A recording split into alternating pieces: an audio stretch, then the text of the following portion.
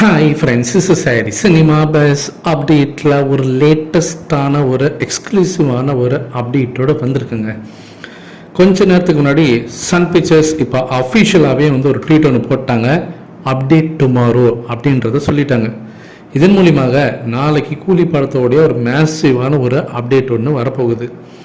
கூடவே ஒரு போஸ்டரும் ரிலீஸ் பண்ணிருக்காங்க. ரஜினி சார் அவரோட ஸ்லீவை பார்த்தீங்கன்னா மடிச்சு விடுற மாரி ஒரு போஸ்டர். இது பார்த்தீங்கன்னாக்கா நம்ம ஏற்கனவே சொன்ன ஒரு விஷயம்தான். ஏப்ரல் 14 அன்னைக்கு ரஜினி சாரோடைய கூலி படத்தோடைய மிகப்பெரிய அனௌன்ஸ்மெண்ட் ஒன்று வரும். அநேகமாக அந்த படத்தோட ரிலீஸ் செய்து தான் இருக்கும்னு நான் சொல்லியிருந்தேன்.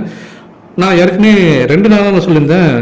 கன்னட இண்டஸ்ட்ரியில் ஒரு படம் ஆகஸ்ட் 15 டேட்டு சொல்லிட்டாங்க. ஹிந்தியில் வார் செகண்ட் பார்ட் வரப்போகுது. ஸோ இதனால் ரஜினி சாரோடைய அந்த படம் கூலி திரைப்படம் ஆகஸ்ட் 15 ரிலீஸ் ஆகல.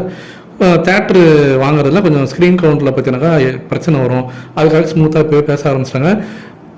அதிலும் குறிப்பாக நான் நேற்றுக்கு ஒரு விஷயம் நான் சொல்லியிருந்தேன். நான் இந்த படங்கள் வரதுனால மற்ற தேட்டர் ஓனர்ஸ்லாம் பார்த்தீங்கன்னாக்கா யார் படத்தை வாங்குறது? ரஜினி சாரோட படம் ஆகஸ்ட் 15 வந்தாக்கா அவர் படத்துக்கு ப்ரிஃபரன்ஸ் தரலாம். ஆனால் அவங்க வராங்களா வரலையானே இது வரைக்கும் சொல்லலையே சன் பிக்சர்ஸ் அப்படின்ற மாதிரி அவங்க ஒரு குழப்ப நிலையில் இருந்தாங்க.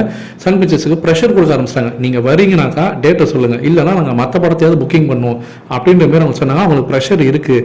இதனால் வர ஏப்ரல் 14 தமிழ் புத்தாண்டுக்கு கண்டிப்பாக இந்த படத்தோடைய ரிலீஸ் செய்தியை சொல்லிடுவாங்கன்றத நான் ஏற்கனவே சொல்லியிருந்தேன். கமெண்ட் செக்ஷன் ஏதோ உடான்னு சொல்கிறான், ஏதோ போய் சொல்லியிருக்கா, வியூஸ்க்காக ஏதோ சொல்கிறான்னு சொன்னீங்க.